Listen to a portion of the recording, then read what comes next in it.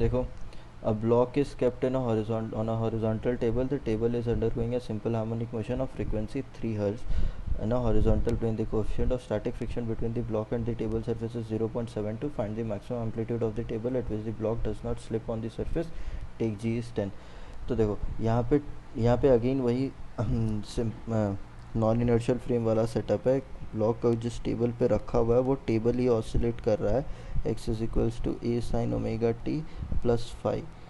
ये simple harmonic motion का equation हो जाता है. तो इसमें एक्सेलरेशन क्या आ जाता है, minus A omega square sine omega T plus five आ जाता है ना. तो इसमें मैक्सिमम वैल्यू क्या आ गया एक्सेलरेशन की मैक्सिमम वैल्यू ए ओमेगा स्क्वायर है.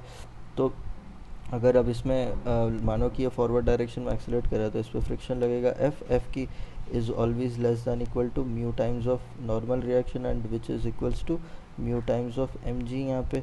एंड एफ़ की वैल्यू क्या है, एफ़ की वैल्यू यहाँ पे एम ए ओमेगा स्क्वायर हो जाएगा, क्योंकि ये अब फ्रेम का है, मतलब टेबल का है. टेबल क्या है मेरा, यहाँ पे फ्रेम है.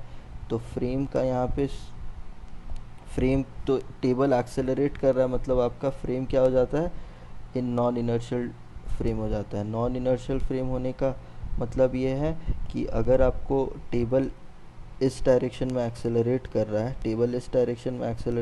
तो ये एक स्यूडो फोर्स एक्सपीरियंस करेगा in the opposite direction of this with the same acceleration. तो ये इस पर स्यूडो फोर्स इतना लगेगा and this force is equals to M A omega square.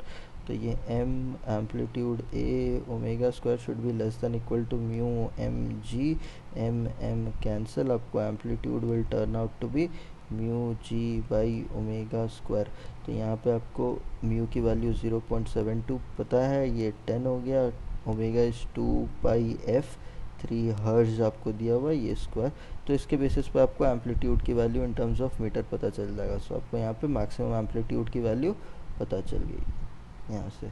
ठीक है, सिंपल. आपको नॉन इनर्शियल फ्रेम टेबल को नॉन इनर्शियल फ्रेम मान के उस पर स्यूडो फोर्स, जितना मैक्सिमम स्यूडो फोर्स उस पर लग पाएगा वो स्यूडो फोर्स इतना लग पाए कि ये बस उसके स्टैटिक फ्रिक्शनल से मैक्सिमम स्टैटिक फ्रिक्शन के वैल्यू से कम ही होगा ऑलमोस्ट, क्योंकि यहाँ पे कंडीशन क्या है, डज नॉट स्लिप का कंडीशन है.